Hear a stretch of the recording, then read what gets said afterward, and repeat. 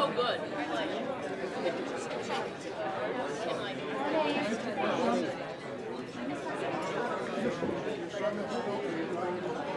I have a son under my two youngest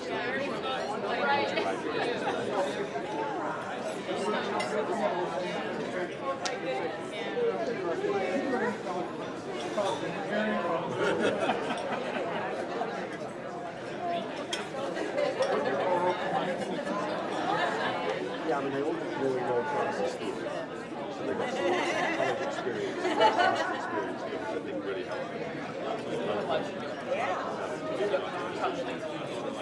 Academically. Only one of them's an engineer, so my youngest, who's in the second year, he's a mechanical engineer. And that one goes, when I pay history, that one does sting a little bit.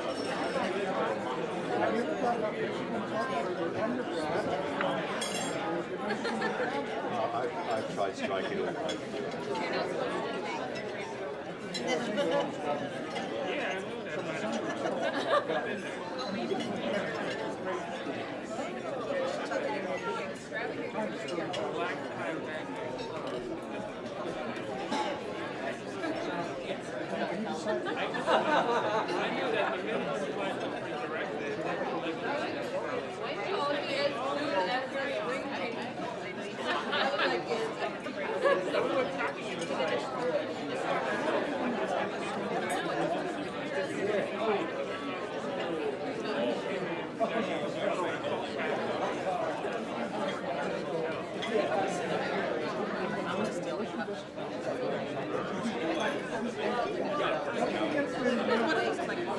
That way I don't have to track out.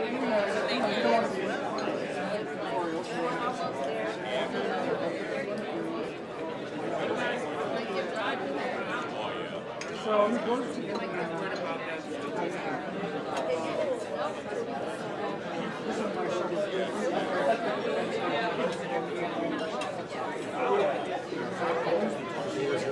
he's going to go to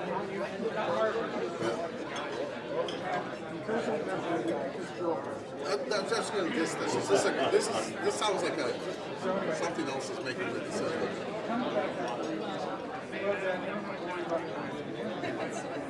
I was going to say the girlfriend broke up with me.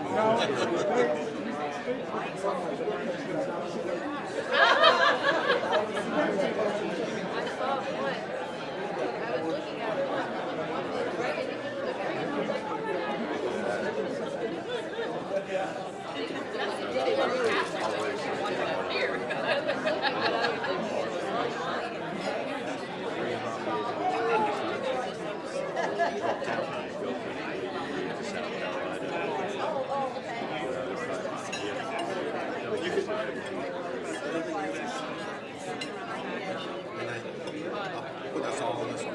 We did both realize that 4 months is not that long. We're going to time. Just finish up the semester.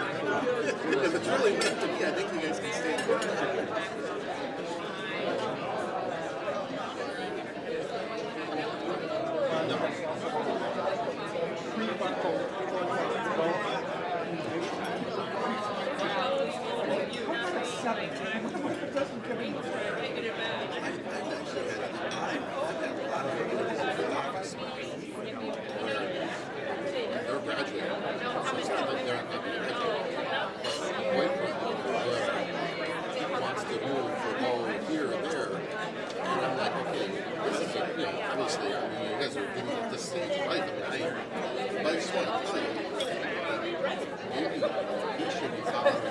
your career journey, not you following him.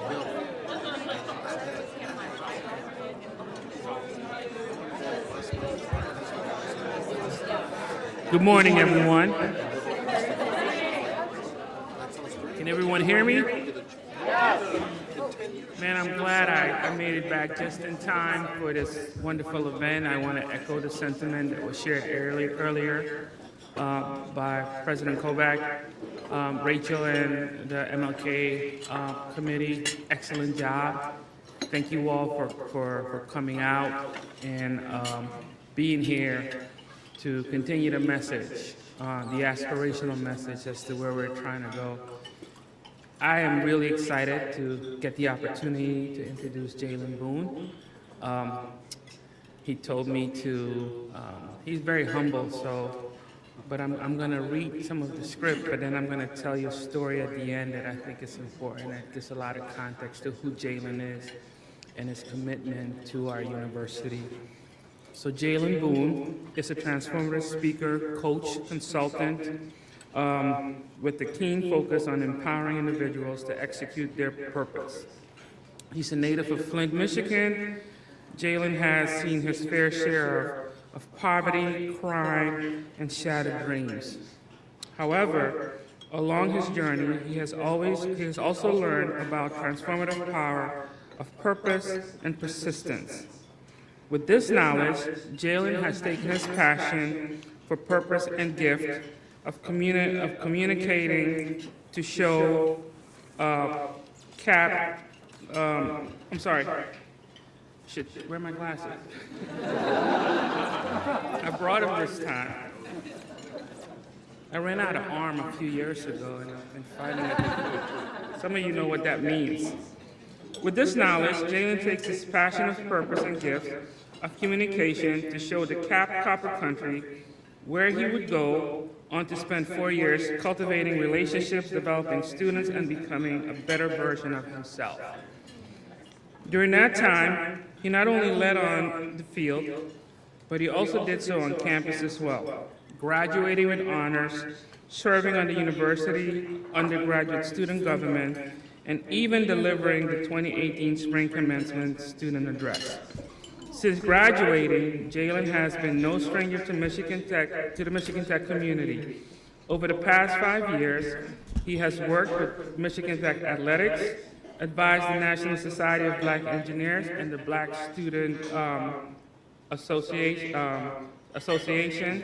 and has been named to the Michigan Tech Outstanding Alumni Group in 2020. And now he sits on the President's Council for Diversity and Inclusion. So, I've been talking to Jalen since Saturday, because as you all know, you know what's going on here with the weather. And yesterday morning, I spoke to Jalen early, and he was sitting at the airport in Dallas, Fort Worth. Not sure if his flight was going to make it into Chicago. He made it into Chicago. His flight kept getting delayed and delayed. And he's with Deja, who's expecting, and the little one here at the airport. And I said, Jalen, are you sure you just don't want to get a hotel? We can Zoom you in, you know. He said, no, let's see what happens, man. Let's wait. So about 9 o'clock last night, Jalen told me that he found a flight to Green Bay. And I said, Jalen, are you sure? You have to drive from Green Bay to Houghton. That's going to be 3.5 hours. I mean, I already talked to Kat, I already talked to Rachel. We can set up a Zoom call for you. He's like, no, Wayne, this is still important. This man truly loves Michigan Tech. He's truly dedicated to this university. And he's truly dedicated to this message. And I could sit here and read off a piece of paper and talk about all the things that Jalen has done or will do or continues to do. But to me, the ultimate measure of him as it relates to Michigan Tech and as his commitment was what happened the past 24 hours. Thank you for being a great ambassador of Michigan Tech. And, you know, I'm looking forward to hearing your message. So without further ado, Jalen Boone.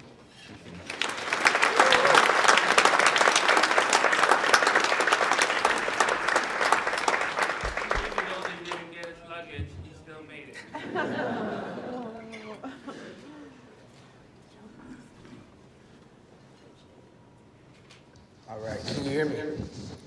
You can hear me out there? Good. So, I thought I was going to start this message as I planned for the past 6 months, but hearing Wayne introduce me and hearing all of the thanks for making it in has led me down a different path. And the reason why is because it's not hard to be dedicated to Michigan Tech University. And the reason why it's not hard for me is because my mom and my community who's watching knows that Michigan Technological University changed my life. I was born in Detroit, raised in Flint. I was exposed to probably more people who were incarcerated than people with high school diplomas. And I was a very mediocre football player. My mom would tell you otherwise, but I'm her only child. But in high school, I was a very mediocre football player. But I had what Coach Curley called heart and something to play for. And so Coach Eric Yeiter drove down to Flint on one of the breaks, came into Carmen Ainsworth to see me. He came to a one-day camp to watch me work out. And he and Coach Curley sat in that office across from me and my mom and said that they would offer me the opportunity to get a college degree at one of the most renowned universities in the state and in the nation when it comes to engineering. And that changed the trajectory not only of my life, but of my family. And today I am a degreed young African-American male from one of the best universities in this country because this university invested in me. And so it is incumbent upon me to invest and sow back into the ground that has sowed into me and allowed me to stand up here before you and speak. I'm not the only graduate who has accomplishments, and my accomplishments are not great compared to some of even my teammates. And I truly say that humbly, but you see enough value in me to allow me to steward this university and this group. So thank you for trusting me, and do not count that towards my time, because that was not part of my speech. All right, so here we go. 6 months ago, I got a call informing me that I was being considered to deliver the keynote address for this year's event. 4 months ago, I started working with the university on accommodations. 2 months ago, I was working with the planning committee to formulate a schedule for my break time on campus. 1 month ago, I finalized my message and sent it in for review. But 28 hours ago, I was in my last hour of sleep before he started our journey from Dallas to Hope. 26 hours ago, I was in an Uber on my way to the airport, debating with my wife on whether we could actually rock a minivan. We won't. 24 hours ago, I arrived to the airport ready to go to check out the Capital One Lounge for the first time. 23 hours ago, my first flight got delayed and I called Wayne, but still hopeful. I just ate another round of food because it's free. 22 hours ago, my second flight got delayed and I became a little concerned, but still hopeful. It's hope, right? But 21 hours ago, that same flight went from delayed to canceled.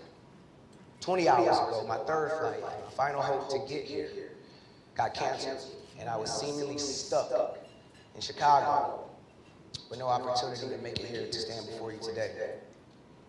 19 and a half hours ago, I felt overcome with frustration, with the weight of a 9-hour day turning into a night, and thinking that I wouldn't get the opportunity to stand before you today.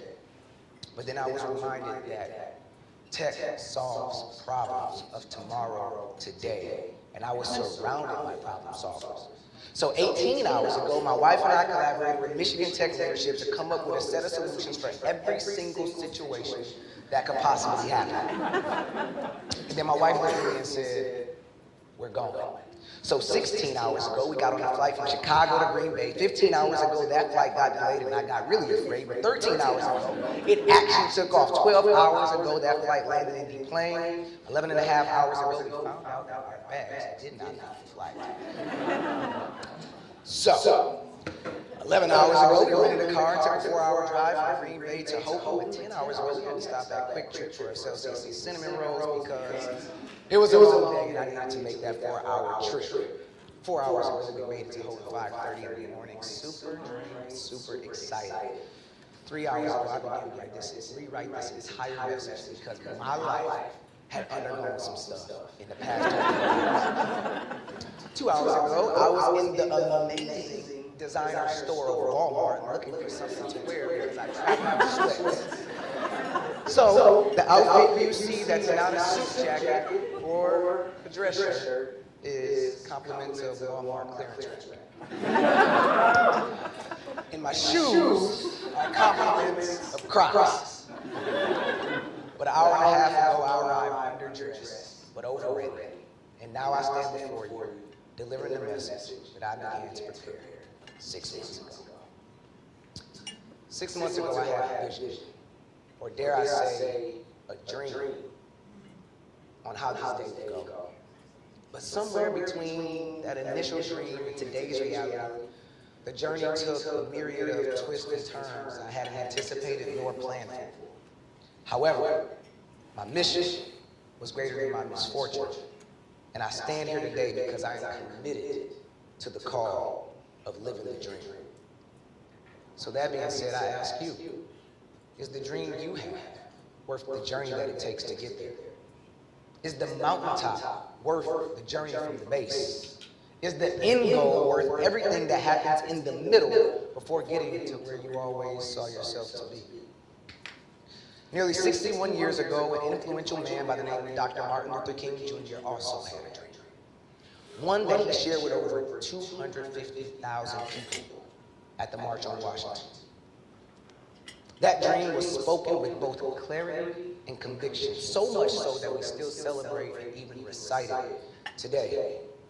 However, the realization of that dream has been a bit more complex, probably more complex than my last 28 hours. See, since the delivery of that dream, the order of the dream has been taken away from us violently. The subjects of the dream have become subject to the very things he spoke against, and some people are still refusing to even acknowledge the dream altogether. But my question to you again is whether the complexity of the journey dilutes the dream, or does the importance of the journey make the complexity of the journey worth it? My hope is that I stand before a room of people who need not be convinced of the importance and the power and the value of this dream, but rather those who are simply eager to learn, how do I start living it? And in case you've forgotten what that dream is or what it looks like, take a trip with me down memory lane as we revisit a portion of the dream. I have a dream that one day this nation will rise up and live out the true meaning of its creed. We hold these truths to be self-evident, that all men are created equal. I have a dream that one day on the red hills of Georgia, the sons of former slaves, the sons of former slave owners will be able to sit down together at the table of brotherhood. I have a dream that one day even the state of Mississippi, a state sweltering in the heat of injustice, sweltering in the heat of oppression, will be transformed into an oasis of freedom, justice. I have a dream that my 4 little children one day live in a nation where they will not be judged by the color of their skin, by the content of the character. I have a dream. And now that we all know what that dream is, let's talk about how to make that dream reality. This is where I want you to participate with me. One thing we're going to have to do if we're going to live the dream, first thing we do is we have to wake up.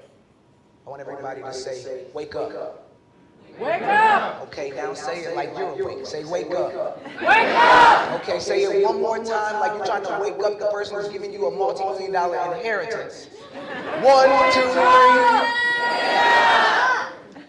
Why do you have to wake up? Because if you've ever had a dream, a great dream, while you're sleeping, you're dreaming, but when you wake up, you're living. And it's impossible to live the dream if you're still asleep. So you have to wake up from the dream to see the reality of where you are, so you understand what it takes to close the gap. The second thing we have to do, if we're gonna live the dream, is get up. Everybody say get up. Say get up. There's a difference between being awake and being alert. If you've ever been awake in a drowsy state, you're still laying in the bed, crusting your eyes, you are not prepared to take on any threat that may come in, nor are you prepared to really have a comprehensive conversation. Just ask my wife. My granny used to tell me it's the difference between being awake and being up. And I'm not going to stop coming into this room until your 2 feet hit the floor. And so in the same way, I said it's not enough to be awake and recognize what's going on in the world. It's important to get up and be a part of the solution.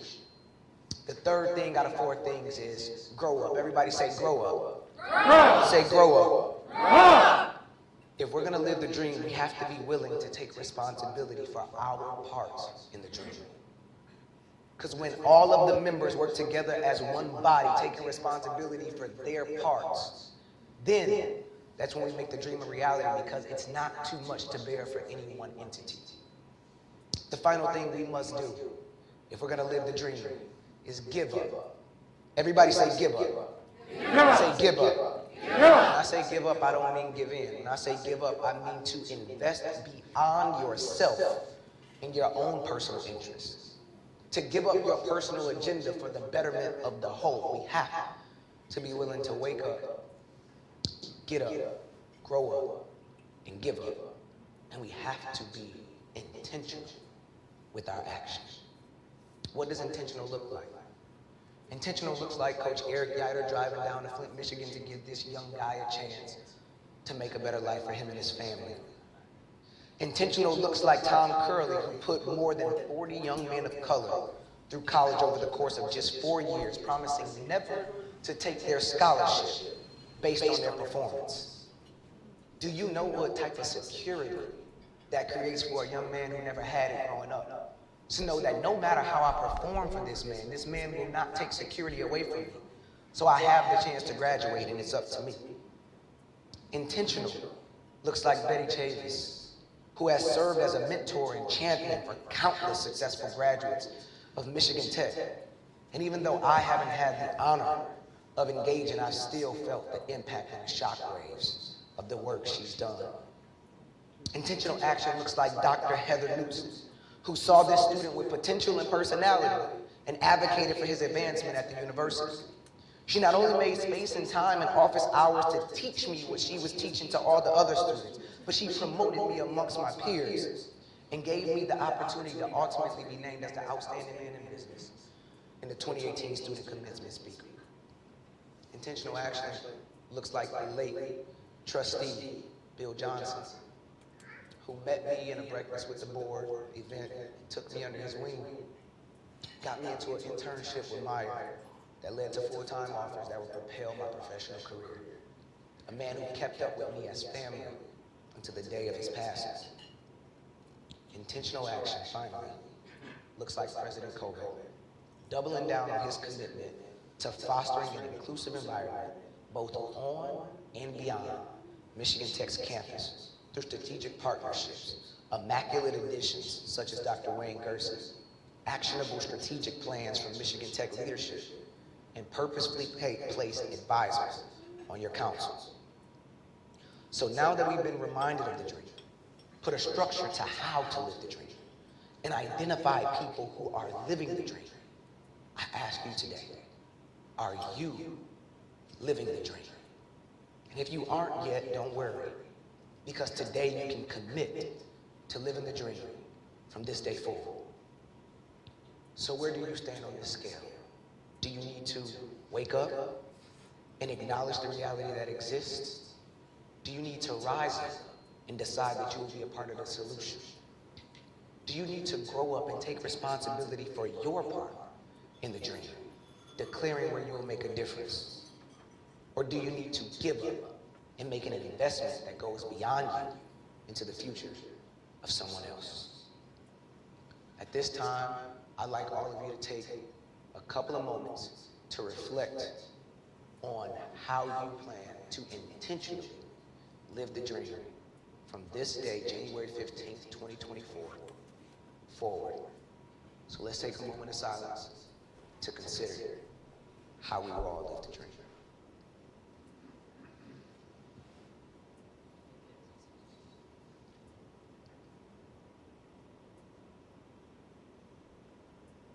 And if anyone isn't opposed, I would love to hear just 2 people to share a way that you have lived the dream or a way that you plan on contributing to the dream from this day forward.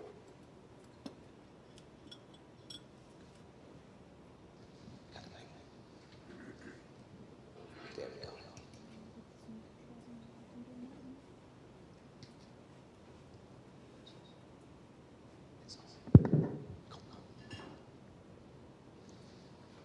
I know some dream livers, so I won't call it out.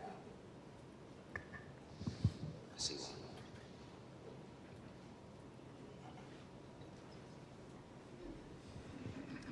one. I think I'm already living the dream just kind of being here because I'm also from Detroit, Michigan. And a lot of the times it kind of feels like I wasn't supposed to make it this far, or I wasn't supposed to be in the positions that I am on campus and do the things I've done. So I guess living the dream for me and how I continue to live the dream is to keep pushing myself forward and doing things that are outside of my comfort zone, as well as, you know, just helping everybody around me. Like, that's really where I take a lot of my joy, is like trying to elevate everybody up with me, not just myself. What's your name, brother? Austin McFarland, What's your major? Scientific and Technical Communication. I know that's long.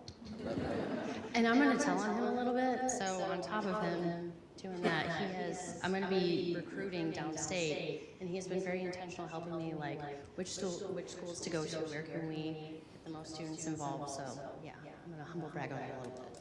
That is living the dream. Yeah. It's scaling your experience, which is the reason why I come back. I've already benefited from being here, but I want to scale the dream so that I continue to come back and see people who look like you in all walks of life doing that. So you're scaling your dream.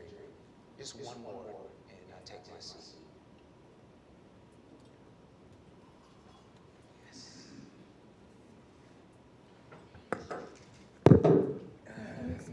As I sit here, I reflect on the time we didn't have the celebration at Michigan Tech. There were a few of us on a committee that worked really hard to get this celebration recognized on this campus. The first couple of years, it was like a half day. And now it's a whole day. And I just like to thank those people that did make that contribution. There's Gloria Melvin, who was on the committee, and she was a dean student at that time. Nancy Myers-Sprague, who was affirmative action at that time. Myself, I was with an organization called Youth Programs, and she's not here, but Chris Anderson was very instrumental in that. And there are a couple people that are now demised who also were on that committee.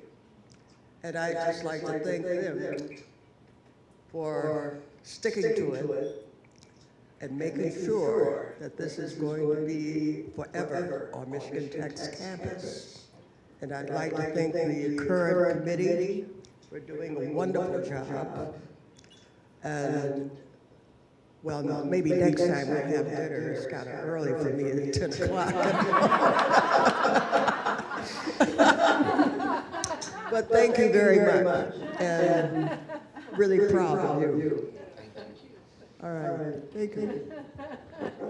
I think there's no better way to end this message than one of our trailblazers sharing the inception of this, and to be able to sit there and look at where we stand today. So I say thank you, and for all those who stood with you shoulder to shoulder to make this dream a reality. We are all living the dream. Thank you.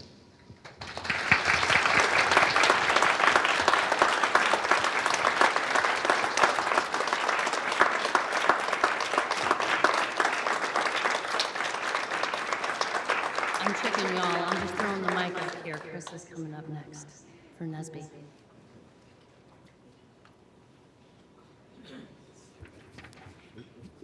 Hello, everyone. Thank you all for coming out this morning.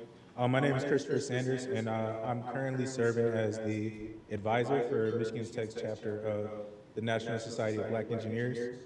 NSBE's mission is to increase the number of culturally responsible Black engineers who excel academically, succeed professionally, and positively impact the community. This morning, I'd like to introduce Jalen Body, who's the treasurer of MTU's NSBE chapter, to present the Bayard Rustin Servant Leadership Award.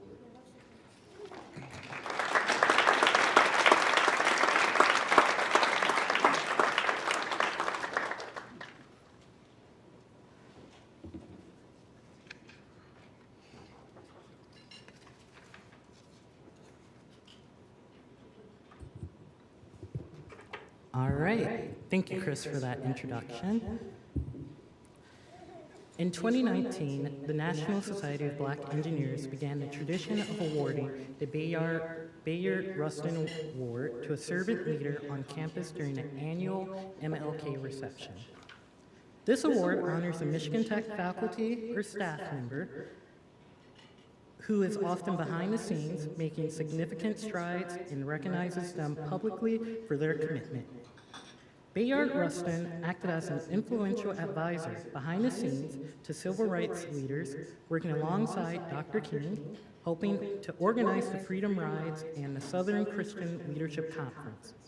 Rustin also served as an organizer for the March on Washington for Jobs and Freedom. On November 20th, 2013, President Barack Obama posthumously awarded Rustin the Presidential Medal of Freedom. Therefore, it is here during our 34th annual MLK Junior Day celebration banquet that we, the National Society of Black Engineers, like to present this year's Bayard Rustin Award to Jacek Borsov.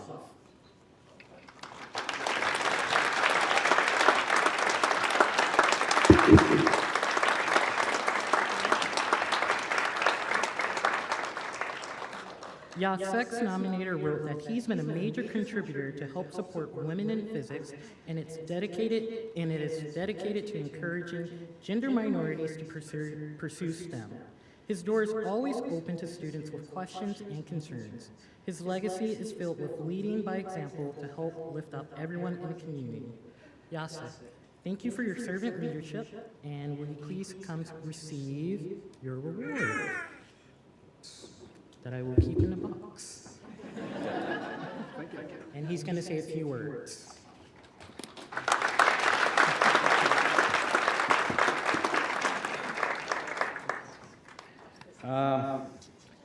So when I found out about this award, I was sure this was the case of mistaken identity. And I couldn't find any reason why it was me, or anybody else. And the first thought I had, that I have to admit, I have never heard who Bayard Rustin was. I asked my wife, who's American, was born here, she didn't know neither. So thanks to the blizzard and that award, I spent the weekend studying history of civil rights movement in the United States. And first thought I had, what I heard after President Kobach mentioned that Martin Luther King steered the nation. I have to add something to it. It steered the world. I grew up in communism and Soviet occupation, and studied English language in British Council. And they show us the movie. I was too young to see his speech live. And I was looking at that man, and I thought to myself, if he can do it, we can do it too.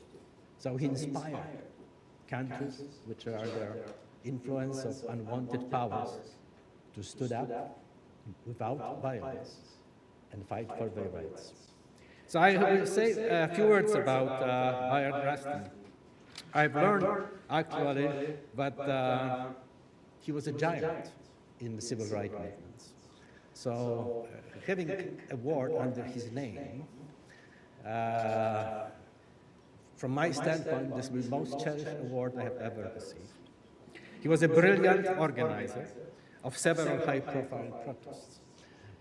Few people mentioned that when Martin Luther King was 12, he organized the first march in Washington to fight discrimination, racial discrimination in the United States military.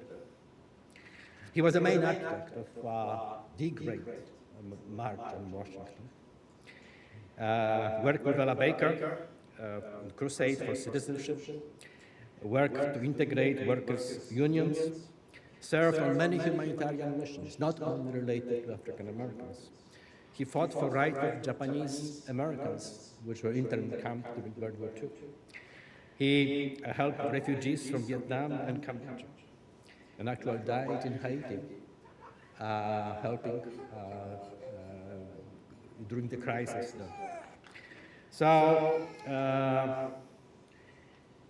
at the end, I would like to also have a fantastic story about how did you get here, and really enjoying that. Mine is much smaller. I live in a small town of Red Ridge, population 10 in the winter, population 20 in the summer. And I was sure I was never going to make it. There's a road along Lake Superior with drifts this high.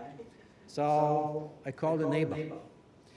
And every neighbor with the plow truck showed this morning, every woman with the shovel, to make sure I can attend that ceremony. So thank you to all my neighbors. And the final remark is about women in physics. I would like to announce to everyone that the next year, the undergraduate research conference for women in physics will happen on Michigan Tech campus on January 24, 25. And I hope people don't have to walk here through the snow. We are in a phenomenal company.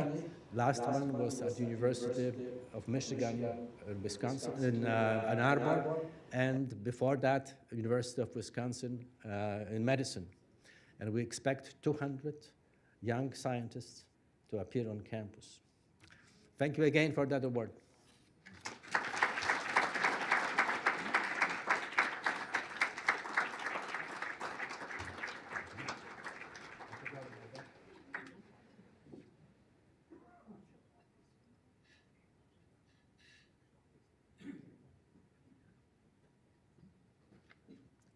Okay, and now I'm going to introduce Pastor Sarah and Vice President Laura Bullitt to come extend some invitations to you all about the other events happening. And if I may, if you are interested in hearing more about Bayard Rustin, I believe Dar is giving a talk at the prayer vigil about his friendship with MLK. Incredible man. I encourage you all to learn more, and we're just here listening to Dar speak. All right. You want to go first? Good morning, everyone. It's an honor to join you. I know some of you through Michigan Tech, some of you through Finlandia, others through Keweenaw Face United, others through CUF. Either way, I'm honored to be a part of this year. The vigil we've put together, I truly believe is special, not because anything I've done, but because of the very intentional, you use that word, Jalen, intentional inclusion of those voices from across campus, different faith traditions, musical traditions. So I just want to thank those who will participate and invite you all to please join us. We use the word vigil, which I question that word for a moment, because some of us know we had a vigil last week on campus. We hold vigil for someone who has died. At the same time, we hold vigil to hold space for opportunity, to hold space for a different way of being together. And so that's what I think of this vigil, is to remember Dr. King, but also to be encouraged and inspired by his legacy together in community. So I invite you to that event following this immediately in the library. Thank you.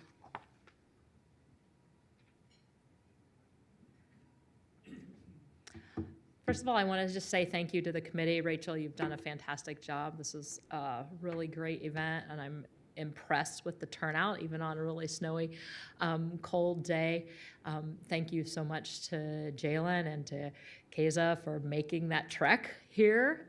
Your keynote speech was so inspiring. I'm very honored to be able to lead the march today. Yes, we are continuing to have the march, so those of you who are ready to brave the cold after the vigil, we're going to meet at the Husky statue around 1 o'clock, and we'll walk to the new archway on the west end of campus. And for those of you who want to join me, I will turn around and come back, although the committee has told me that we don't have to come back. But, you know, I think it's the least that we can do is to go there and back. But I really hope that a lot of you will join me today just to honor the commitment that Dr. King had, his life and his work for ensuring justice and equity for all. I think that this is the least that we can do is a little bit of a symbolic effort to join in the march. So thank you, and I hope to see you all there.